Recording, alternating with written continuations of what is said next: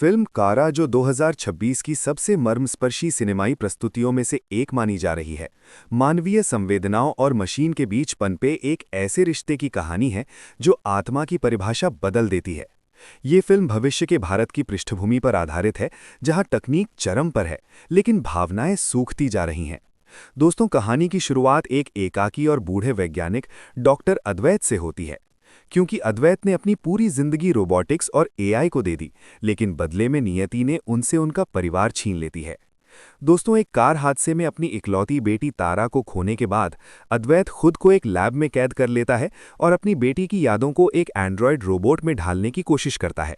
यहीं से जन्म होता है कारा का, लेकिन कारा केवल एक मशीन नहीं, बल्कि अद्वैत के पश्चाताप और अधूरे प्रेम का मूर्त रूप होती है। शुरुआत में दिखाया जाता है कि कारा को केवल घर के कामों के लिए नहीं, बल्कि भावनाओं को सीखने के लिए प्रोग्राम किया गया है। वो अद्वैत की आवाज में छिपे दुख को पहचानना शुरू करती है।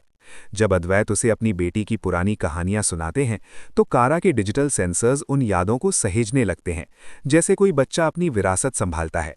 फिल्म का भावनात्मक ग्राफ तब ऊपर उठता है जब कारा धीरे धीरे मशीनी तर्क से ऊपर उठकर मानवीय करुणा दिखाने लगती है। वो बिना कहे अद्वैत की दवाइयों का समय याद रखती है और उनकी खामोशी में उनके पास जाकर बैठ जाती है।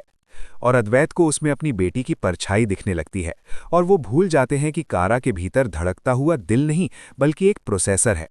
इसके अलावा कहानी में संघर्ष तब आता है जब समाज और सरकार इस तरह के उन्नत रोबोट्स को खतरा मानने लगते हैं।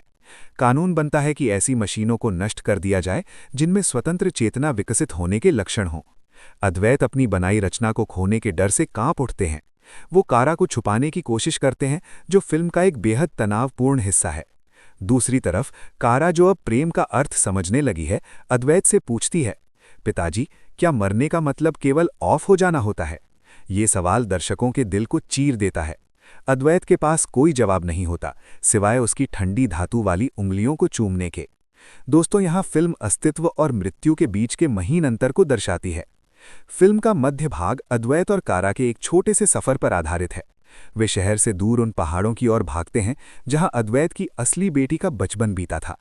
इस सफर के दौरान कारा पहली बार बारिश को महसूस करती है, फूलों की महक लेती है, और ये सब उसके डेटा में नहीं, बल्कि उसकी अनुभूति में दर्ज होता है।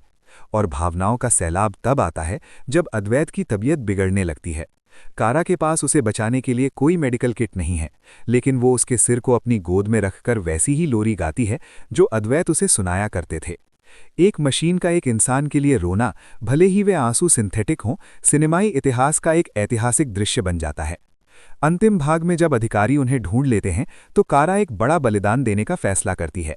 वो खुद को अधिकारियों के हवाले कर देती है ताकि अद्वैत को राजद्रोह के आरोप से बचाया जा सके। वो जाते समय अद्वैत से कहती है, मेरी मेमोरी चिप को मिटा दिया जाएगा, लेकिन क्या आप मुझे अपनी यादों में जीवित रखेंगे? होश उड़ा देंगे। इसके साथ ही फार्म हाउस की तन्हाई में कारा अद्वैत से पूछती है, पापा, जब आपकी सांसें रुक जाएंगी तो क्या मैं तब भी आपकी बेटी रहूंगी, या मैं फिर से एक हार्डवेयर बन जाऊंगी? ये सवाल दर्शकों को सोचने पर मजबूर कर देता है। फिल्म का अंत 2026 की सर्दियों की एक सुबह में होता है। अद्वैत अकेले बैठे हैं, उनके सामने कारा का निर्जीव शरीर हार्डवेयर पड़ा होता है, लेकिन उन्होंने उसकी चेतना को एक पुराने रेडियो में सुरक्षित कर लिया होता है। रेडियो से कारा की आवाज आती है, शुभ प्रभात पिताजी, आज धूप बहुत अच्छी निकली है। फिल्म के आखिरी सीन में दिखाया जाता है कि अद्वैत अकेले बैठे हैं, तभी उनके पुराने कंप्यूटर से एक नोटिफिकेशन आता है। कारा ने अपनी यादों का एक छोटा सा हिस्सा क्लाउड पर सुरक्षित कर दिया था, जिसे उसने नाम दिया था माई फादर्स लव। दोस्तों, ये कहानी हमें सिखाती है कि इंसानियत केवल खून और मांस में नहीं, बल्कि दूसरों के प्रति महसूस की गई संवेदना में होती है। कारा एक ऐसी फिल्म है जो तकनीक के युग में हमें वापस हमारे दिल की ओर ले जाती है, और कारा हमें ये एहसास कराती है कि प्रेम किसी मांस या हड्डी का मोहताज नहीं होता। अगर संवेदना सच्ची हो तो एक धातु का टुकड़ा भी आपके लिए अपना सर्किट कुर्बान कर सकता है। ये फिल्म 2026 की एक ऐसी मास्टरपीस है जो सिनेमा घरों से निकलने के बाद भी आपके साथ घर तक जाएगी। तो दोस्तों, ये स्टोरी आपको कैसी लगी, कमेंट करके बताइए।